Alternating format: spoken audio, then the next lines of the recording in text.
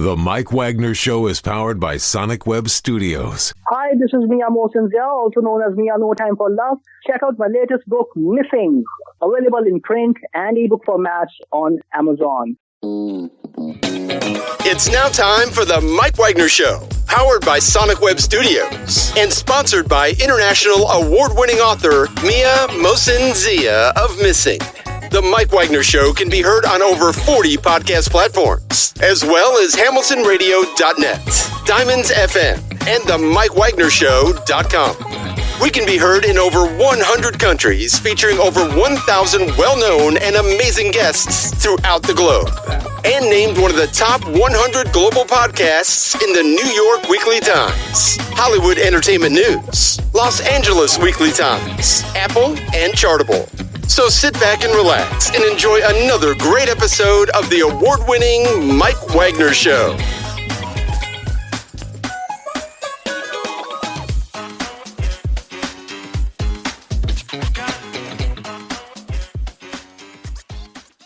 Hey everybody, it's Mike from the Mike Wagner Show, powered by Sonic Web Studios and brought to you by official sponsor of Mike Wagner Show, international award-winning author Mia Mosinzia Missing, available on Amazon and paperback and ebook. He's back by popular demand. I think we've lost count how many times he's been on. He's the influential host of Movie Reviews and More, also founder of Dreamweavers Arts and the Artist Ranch, and he's also been on Talk for Media, iHeart, and also KHD Radio and iTunes 24/7, and we've been on each other's show before, and he's got a really popular movie reviews and more every Tuesday night. You can catch it on YouTube and more. And he's originally from Hartford, Connecticut, a huge Bugle Corps fanatic as well too. And what's up with this amazing Brian Sebastian? I guess we'll just find out. We don't need an introduction. And Brian, I just want to say, first of all, it's great to have you on, and tell us what you've been up to these days.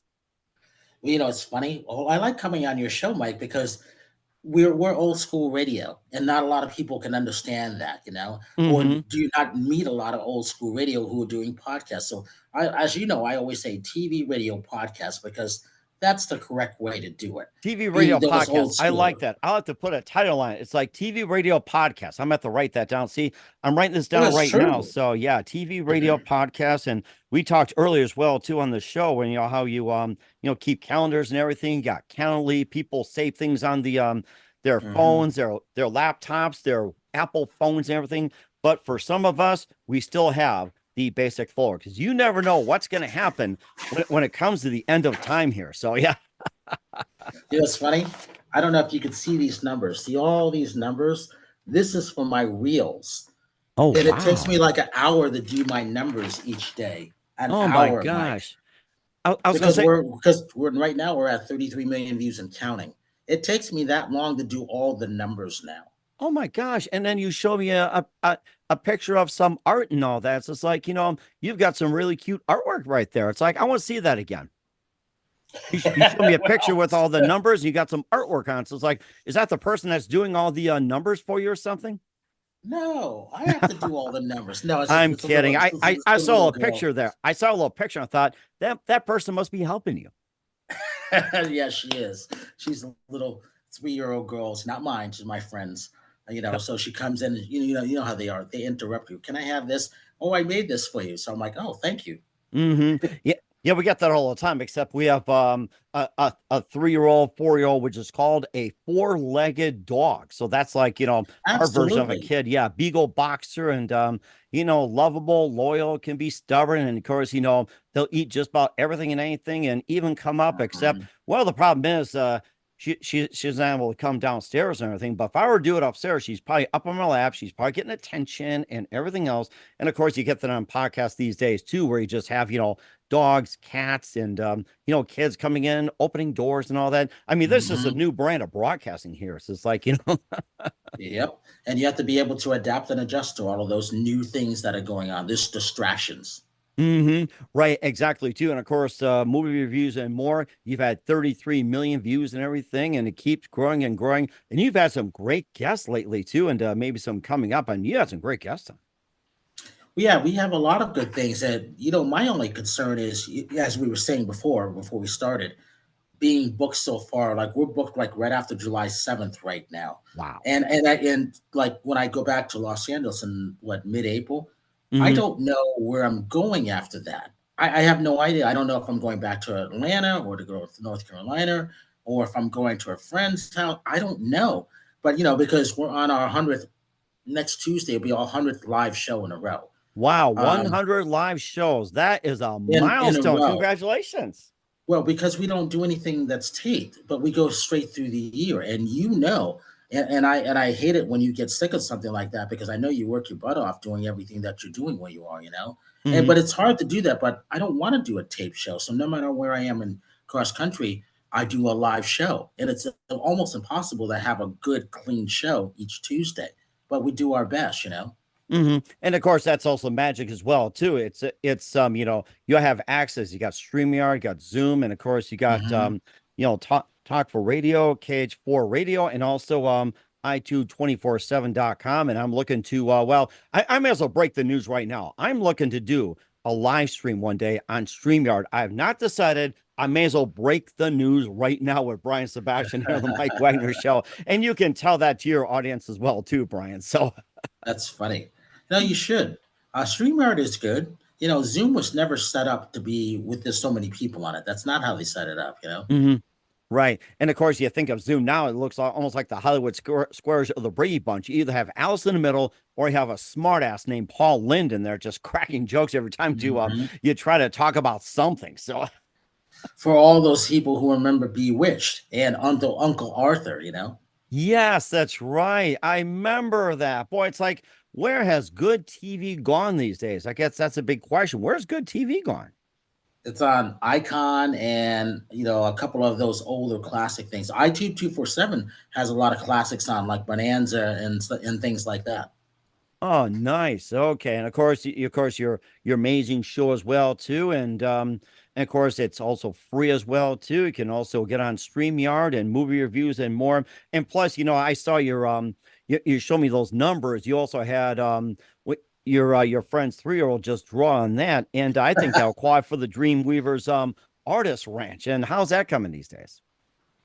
Good, actually. Because we didn't go through the banks. We always had to ask people to either sponsor or donate. So it's never been done like that before. Usually people have investors.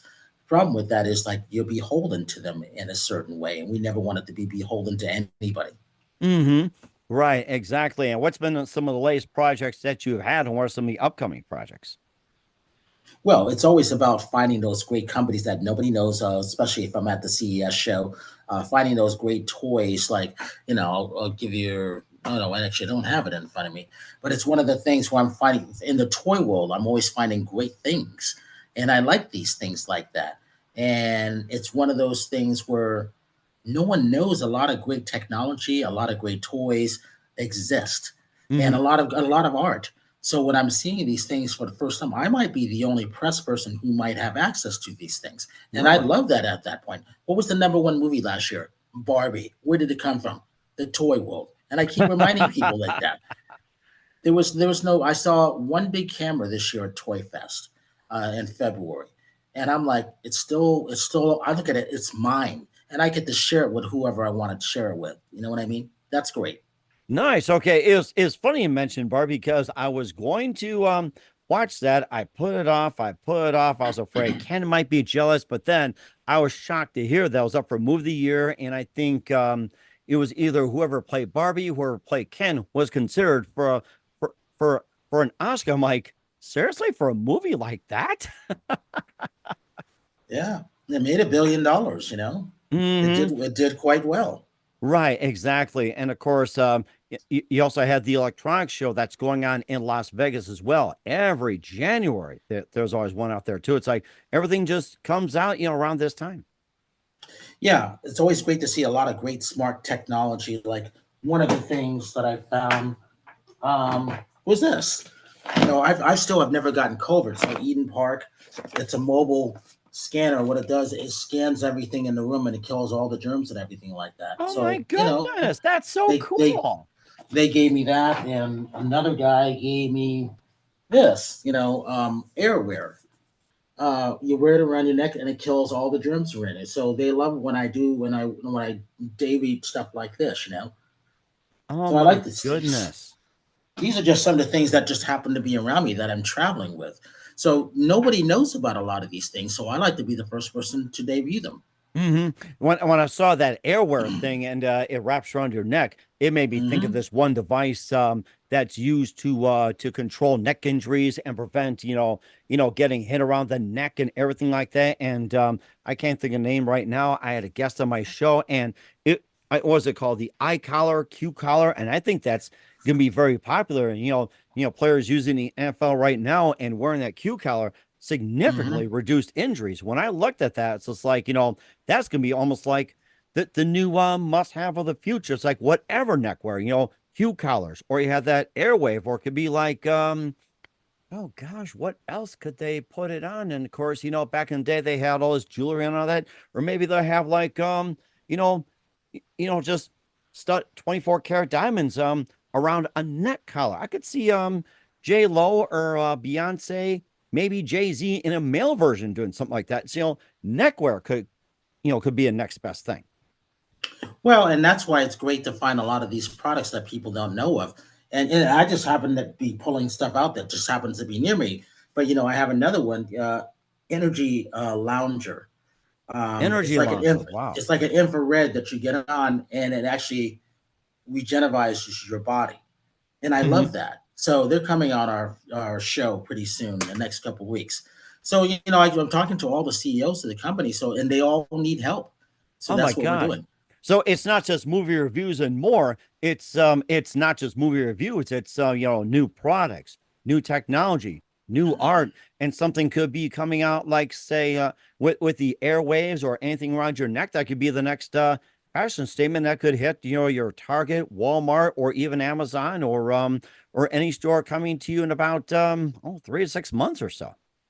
Well, you'll see it that the next red carpet that I have it with. I like to bring these things to red carpets. You know why? Because nobody else has them. Nobody else does that. So I like to be the only one that does these things because I'm the only one that basically has them, and I love it. And certainly as well too. And of course, what else has been happening in Brian Sebastian? We'll find out in a very quick minute. You are listening to the Mike Wagner Show at the mikewagnershow.com, powered by Sonic Web Studios. Visit online at sonicwebstudios.com for all your needs. Look at a professional website without breaking your budget. Sonic Web Studios is the answer. Sonic Web Studios offers fast, affordable custom web designs that blow the competition away.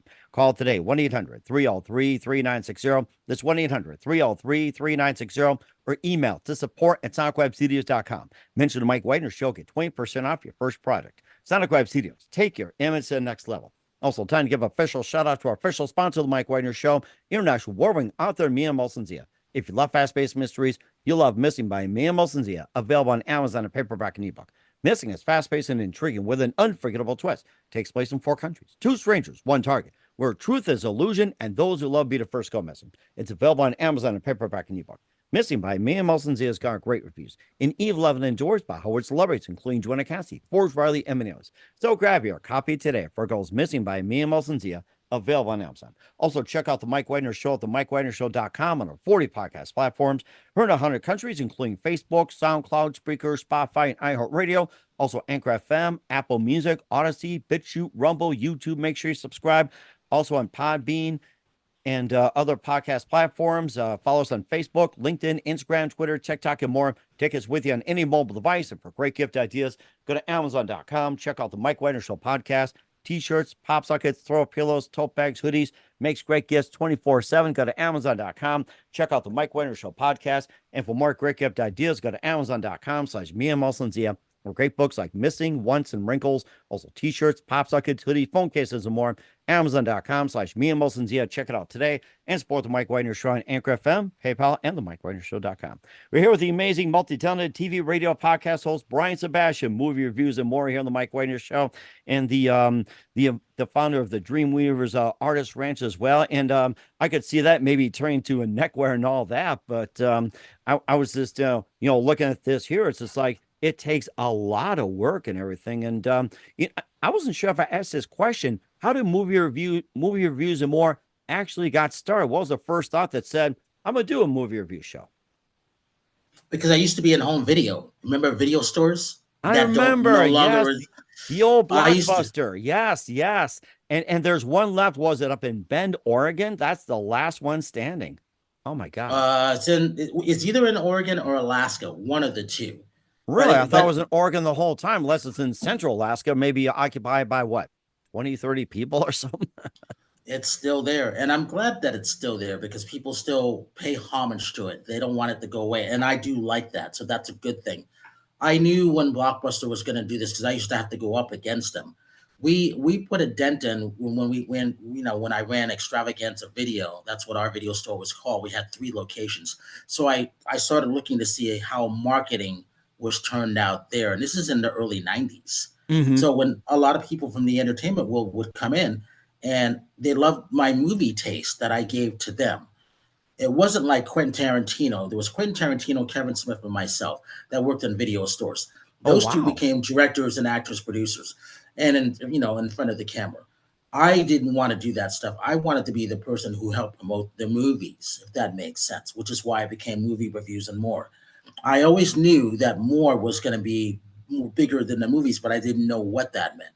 Now I understand years later, but it all came out of being in the home video world. And it started from that because one of the clients would come in, the customers would come in and say, "You're really good at what you do. You ever thought about doing movie reviews?" And I said, "How do you do that?" And he goes, "Well, you have to be accredited by the MPAA." So I called the MPAA, and it was like calling the Wizard of Oz. They go, "Can I just come by there and bring it?" No, they go, "You have to get 5 producers and 5 directors." And who the people she named off was, "You've got to get Francis Ford Coppola, Steven Spielberg to endorse you to verify that you're a real movie critic." I'm like, how am I supposed to do that? I don't know them and they don't know me. And of course, they're cranking the machine. The wizard knows everything. And just a little man behind all that smoke.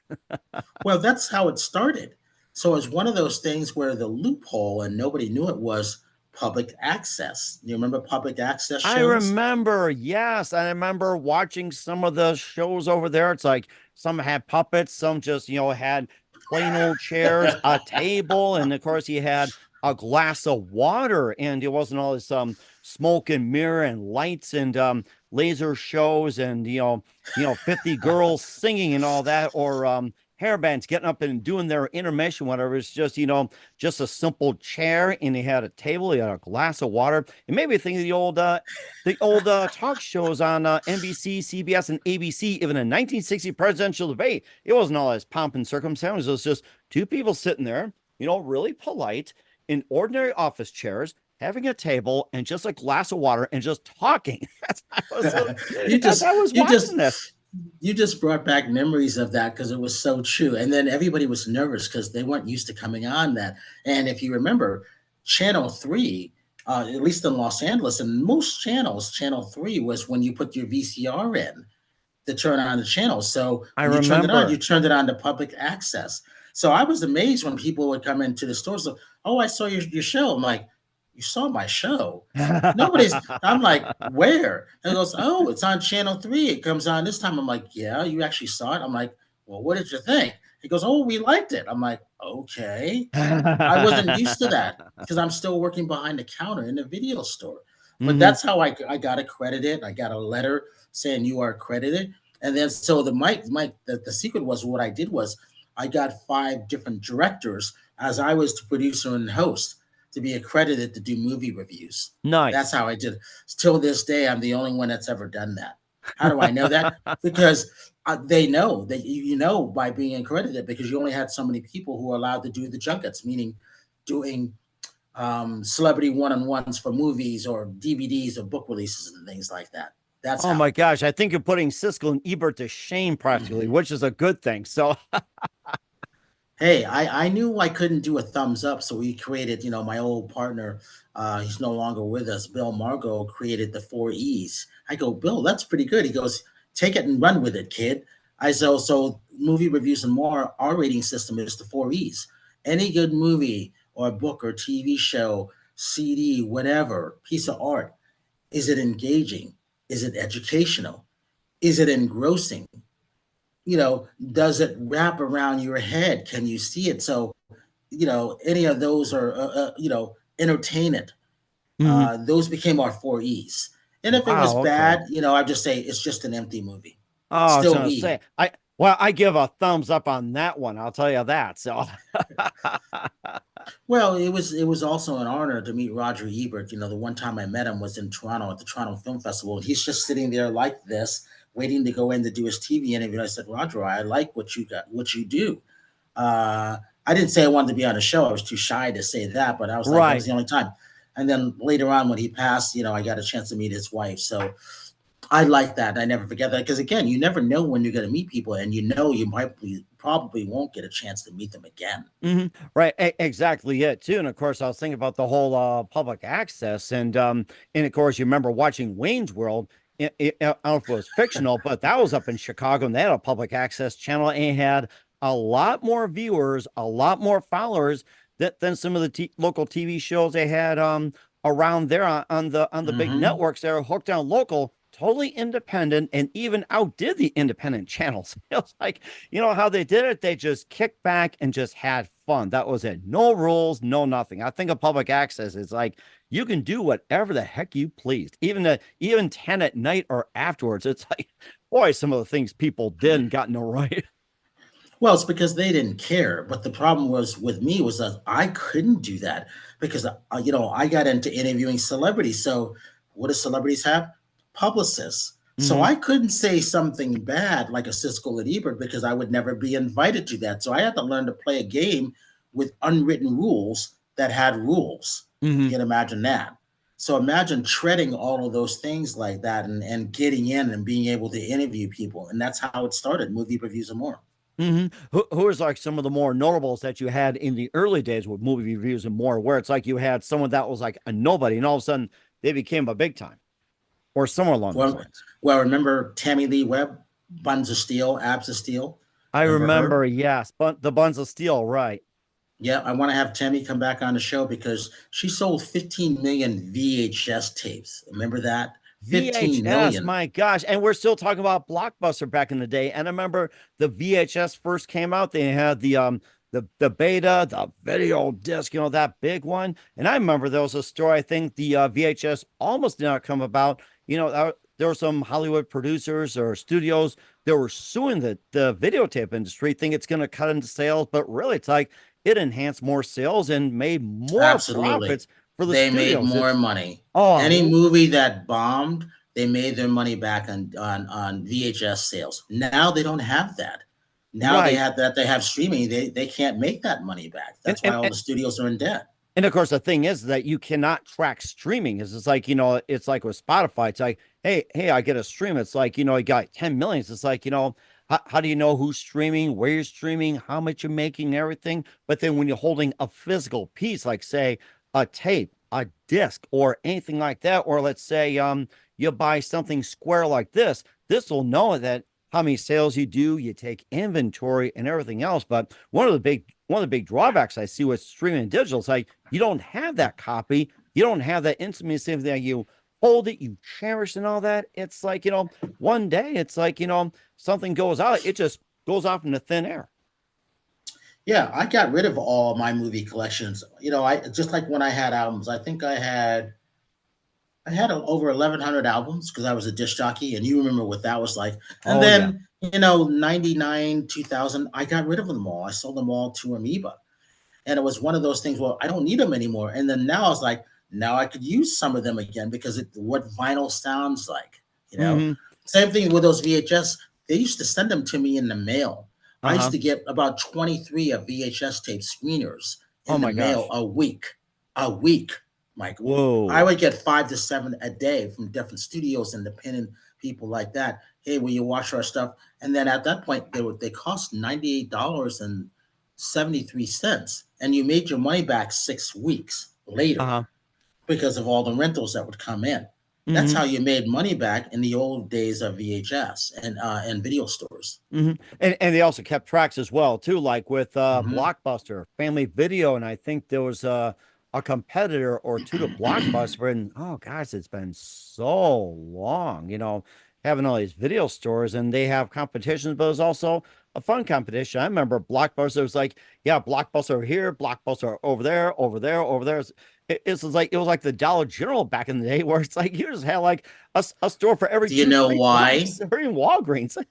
Well, here's why. They always wanted to have a Blockbuster on every corner. And I said, well, you can't have a Blockbuster on every corner, but that's what they wanted.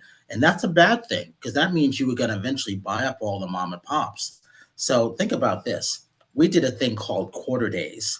Mhm. Tuesday, Thursday, you can rent as many movies, up to 10 movies for a quarter. Now, Amazing. remember, I'm watching all these movies. Even I can't watch 10 movies in one day. The most I could watch in one day was 7.5.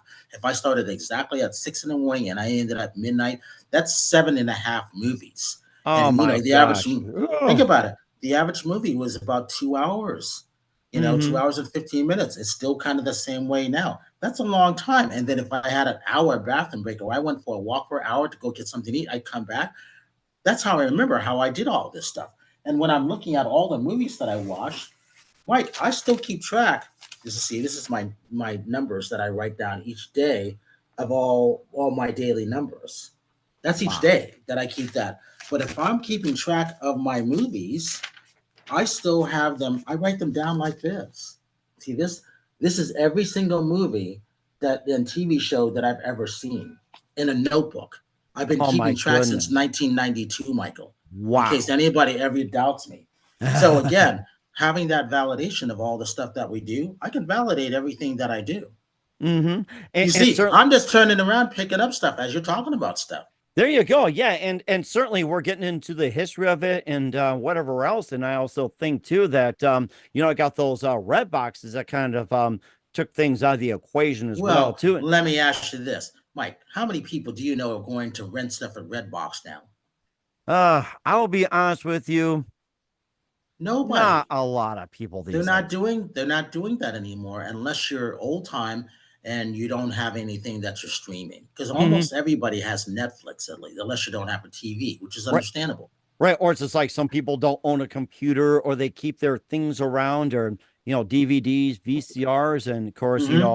backup entertainment and everything. And you were talking about albums earlier. I still hung on to the majority of my albums. My daughter happened to take some, my kids happened to take some. And unlike most people who gave them away, I kept this like I can just say, hey, Hmm. that this is something I've had, this is something I play. And I look over here and it's just like, I'm trying to turn the best as I can here, and without interrupting that, Oh, I can I've see them. actually Yeah. got my turntable over here with a stereo. So, Well, boy, you is it know what happened? I moved a lot, so after a while, you get tired of moving everything. So that was hmm why right. And I of moved course, 110 times in 31 years. oh That's a God, lot yeah, of moving. it does. Yeah. And of course, you want to give away your stuff or sell like on Craigslist or anything like that. And this is the first time I picked up computers, just turn things over like that. But I kept some albums around and I want to do a thing where I just want to buy the same album with a brand new vinyl that they have out compared to the old vinyl that how they did it. And my daughter surprised me on one of my birthdays, got me Queen A Day at the Races. That was back in Oh wow, yeah, yeah, 73. And yeah. I played that and I thought, wow, I wonder what happens if I try to find the original, which came out that year and it was used. I don't care if it was used, scratch, or anything like that. It's like, how does the old vinyl compare to the new vinyl? And of course, you see these albums out there. It's like you sell them at Walmart, Target, and all that. They're like an ungodly 20, $30. Well, the thing about these things now in Los Angeles, they have the last record store. We did a thing on that where there was a movie that was 4 minutes. It was a short film, 4 minutes, and ended up winning. They get so many records that are sent to them. They're still in business because people go out to support them and buy the vinyl, which is great. That's what you want. And then Amoeba, they had to move because if your rents get too high, how do you make your money back to stay in business? That's a problem with the landlord's upping the rent. You're putting a lot of small mom and pop businesses out of business, and that's not good. So you want to support those things like that. So even at CES this year, I saw the Victor record player. Now they have the Victor record player, which is classic, which is great. Now it has Bluetooth in it, and they look Nice. really good. And then Aretha Franklin, they sent me a Aretha Franklin record player with 3 Aretha Franklin albums with Bluetooth, and it said Aretha Franklin on it. And I'm like, I love this. Oh my It was gosh. great. Yeah.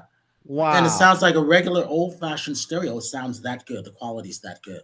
Oh my gosh, yeah, and in fact, I was thinking about getting one of those old time stereos. It's not the ones where you just like stack up from the 90s where you had the cassette, and I think you also had the CD player. And I remember those CD players. It's like that single CD. They're priced at what, $500, like an ungodly price. And then there was nothing ever wrong with those. All they did was no, because I remember I used to make my own 8-tracks in the 70s. I remember that. And then when they were starting to get rid of 8-tracks, I started making my own cassettes.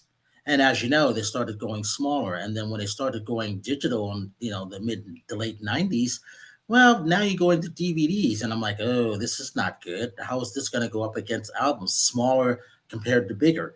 Well, everybody started getting rid of their album collection at that point. Now everybody wants to have them. Right. And it's like, they want something to hold, something you want to treasure, or even like you sell, like say, sell for crypto, NFT, or anything like that. Or even like say you go to rummage sales. And of course, now it's just like you got record swaps and everything. They're starting to make a comeback. It's like not just, just any old swap. It's like they bring their albums in, you can buy, sell, trade, talk shop, and everything like that. So in fact, we've got one up in Bismarck coming up on my birthday, May 11th, which I'll be 60. I'll be celebrating by going to a record swap. So I'll be celebrating that one. I mean, but it's fun. Oh yeah. I mean, you get to look at all the albums, you get to talk music, and I happen to have the Peter Gabriel album back in 1980. I think it's maybe sold 100,000 copies on Mercury. Had a melting face. I bought because it had a melting face. So it looked cool, and they looked at me like, "You blew $4.99 on that." I'm like, it's a cool album cover. And Games Without Frontiers is great, and all of a sudden it becomes an iconic album. And he's on a different label, and I'm sure the ones on the original Mercury could probably go up for like a good price. But of course, I'm not going to sell it, guys. So don't come to me, guys. Ask me, hey, can I buy it off you? The answer is no. Mike, I used to spend $90 a week in the late 70s on albums. Oh my God. I spent all my money on albums. That's how much of a disc jockey I was on albums. And I remember till this day, my mom said, why do you spend all your money on albums? You need to save your money. I'm like, yeah, but I need to have the latest album. The latest thing is something that's coming up, And that's how I started my collection. It's also your future. And also, who knows, it became your future. It became your entity. It became your identity and everything like that. And I had some people say, it's like, why'd you buy this album? It sounds like crap. And I said, because I see something in it. And, I just happened to, I think the most unusual one was that I think one year I wanted Year of the Cat by Al Stewart on the old Genesis label. Then he had Chicago at that candy bar. And my the classmates here were talking like, God, 74, 75. I was about maybe like, 10, 11, 12 years old, grade school. They looked at me like, you are such an idiot. You're weird. And it's like, here I am. It's like, they became very iconic albums. Like, well, who's the idiot right now, guys? Absolutely. No, that's being able to see something in the future. I remember a gold album by a group called Side Effect. They only had one hit called Bananas. It was like Bananas, and that was the song, but it was the gold album of that. And on the cover sheet was this band, 5 musicians with a big banana. I said, but when you pulled it out, it was a gold album. I'm like, well, this is pretty cool. So that's why I bought the album. That one song, Bananas, I still play on YouTube now. Oh my gosh. I think we'll have to find that album somewhere. Well, yeah, the album covers were interesting. And of course, even the double ones, you have the ones that pop out, and of course you pull out the ones that have more artwork. You also look at the label itself; it has artwork on it. You put on a turntable, you recorded it, who produced it, all of that stuff, and you watch it spin and everything, or even like just go eye level right now, and you just watch it go round and round and round. It's like you're like a dog. Those were the days. Yes, that's right. That's right. And I think everybody should get in this immersed experience as well too. And of course, for all the Gen Z, the millennials, the alphas and everything, I think you should probably just step away from YouTube, Instagram, TikTok, whatever you're doing. If you're doing those, videos and everything, just take a time out and just get a record player and just, instead of spending hours on a game or phone or anything like that, just spend an hour just watching a record spin and play some music. Absolutely. Those were the days. Well, those are what led up to all the stuff that we're doing. You know, she ran track. I can't remember right what her name was. It wasn't Tanya something. I want to say she ended up winning like 8 gold medals in 100. Oh, wow. She was like one of the first people I did opposite Tammy Lee Webb. And then you get into Van Damme and all those people like that. We started hanging out, Matthias Hughes, martial artists, all those people. We started hanging out and you started to become friends. And then, like, what do you do with this stuff? And then you start, well, I got a public access, and they would come on. Who knew? Right. And of course, we also had a couple of times Mickey Burns out in New York City. He's got a public access, and he's still going strong. He's been doing about what, 10, 20, 30 years. And of course, he had all the greats on there. Tony Orlando was his favorite. And I think there was also, say Lorraine Landon and I think anybody that came by New York would always stop by Mickey Burns and be on the show. It's like, hey, I'll walk by. It's like, hey, I want to come on your show, or say, hey, you want to come on and all that stuff. So, people walk by back in the day. It's like, even go by a radio station, like in the downtown, you see a DJ. It's like, hey, can I come on and say hi or something? It's like a lot of times, come on in, be on the air and whatever else. Or if you're like a singer looking for a break, it's like, let you come in, play your song, and off you go. So you never know who gets to listen to you. Or well, that's where great documentaries come in on how they got their album played back then. And the stories are great. And then now you see a lot of biopics doing well. They should have always done well. They didn't think there was an audience. Oh, that's pretty stupid, Mike, right? The albums that we're talking about, the videos that we're talking about, there's always an audience for all of these things. They just didn't want to take a chance, or they didn't know any better. Right. And of course, the thing I was reading this too, which I found rather surprising, that the younger generation don't want to see all these remakes, prequels, sequels, and everything else. The studios were all making money off of. They want to see original material. I mean, Disney had like the best formula before they got away from it, was that original stories from Walt himself, or Warner Brothers movies from the Warner Brothers, or like say with Columbia from a couple of people themselves, or United Artists, Charlie Chaplin, and all the others, like, stories just coming from themselves. So that was you the could thing. See a lot of those great documentaries on Amazon Prime. That's where you could see all of them. You could see one is called The Mogul on the Warner Brothers and how they started their studio. And that's good because Jack ended up taking everything and then making it his own. So those are great documentaries to see, and people should see them.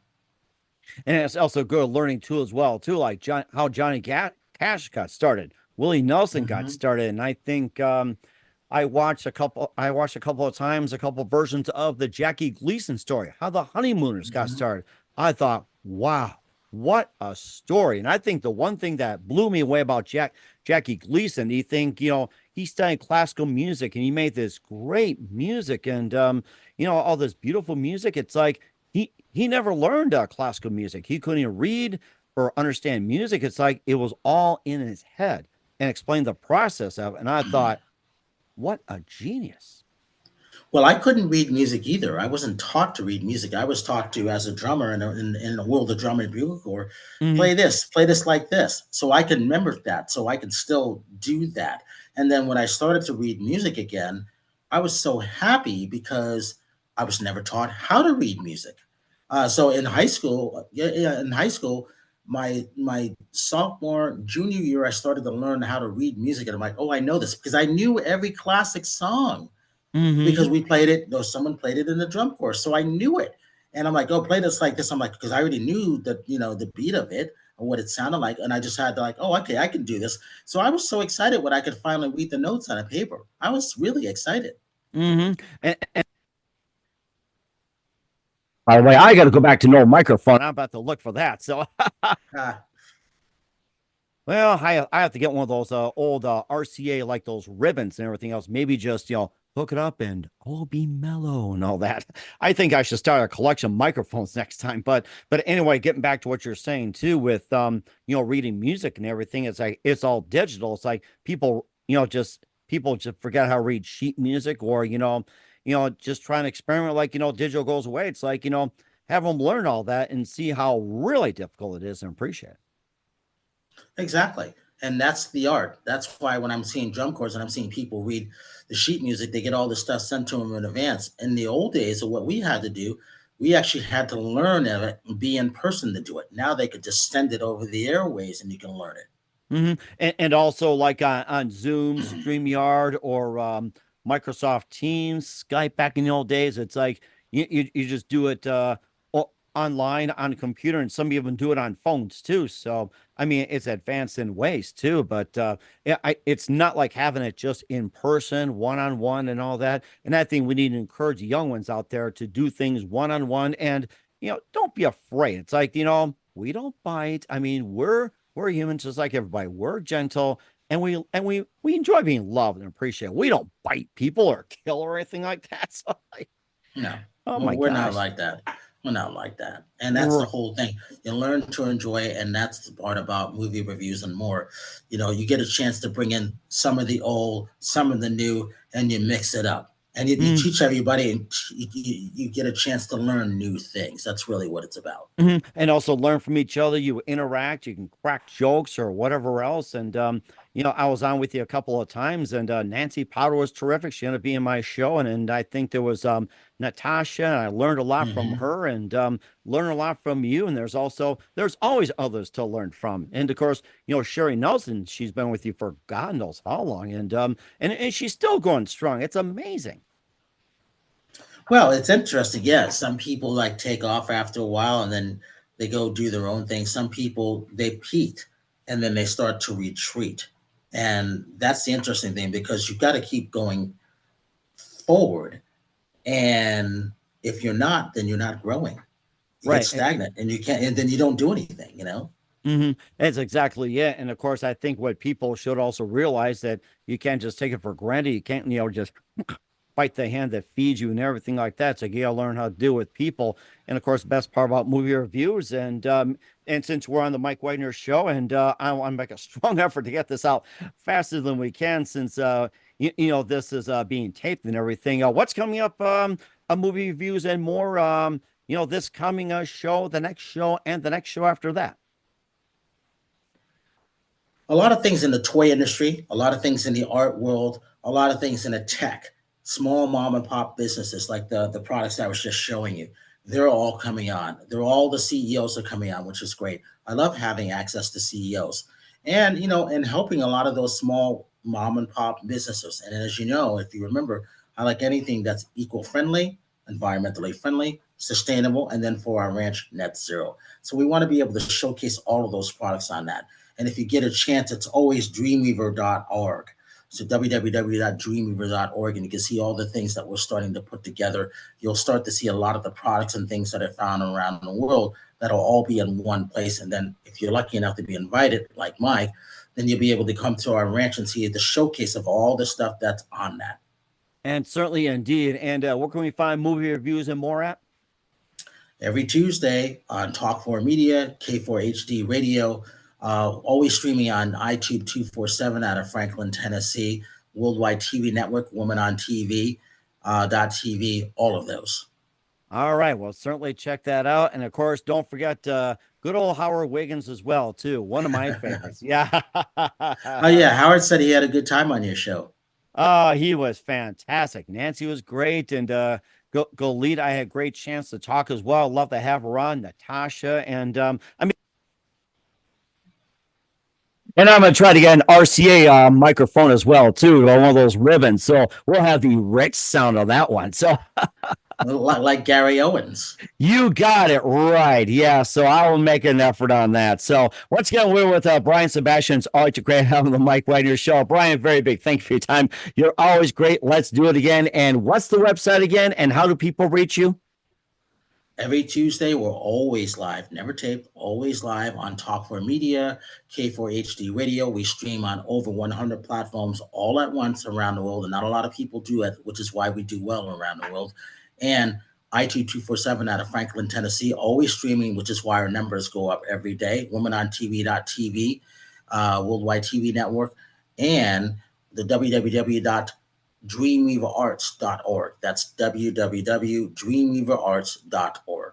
All right. Well, certainly check that out. Brian, very big thank you for your time for movie reviews and more. You're always amazing. Looking forward to having you soon. Keep up the great work. Love having you back. Wish you all best. And of course, always a great future and definitely have you on again. I want you on a few more times. I'll make sure you're in the Hall of Fame. Oh, I want to be in that Hall of Fame.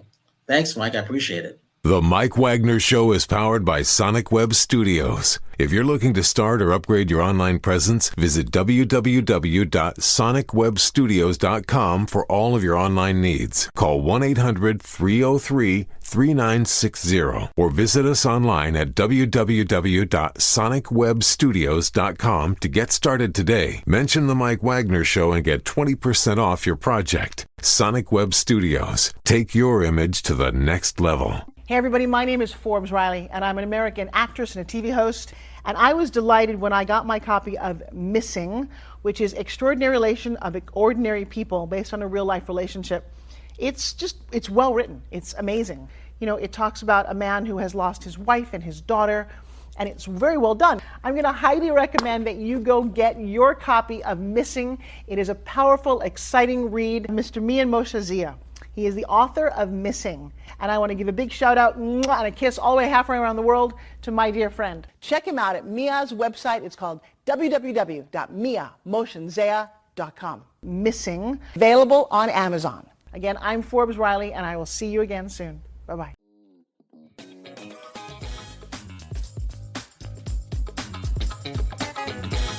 Thanks for listening to The Mike Wagner Show. Brought to you by international award-winning author Mia Mohsen Zia of Missing. And powered by Sonic Web Studios. Be sure to join us again on over 40 podcast platforms. And of course on the mikewagnershow.com, hamiltonradio.net, and Diamonds FM. Don't forget to support our program with a generous donation at themikewagnershow.com. Thanks for listening.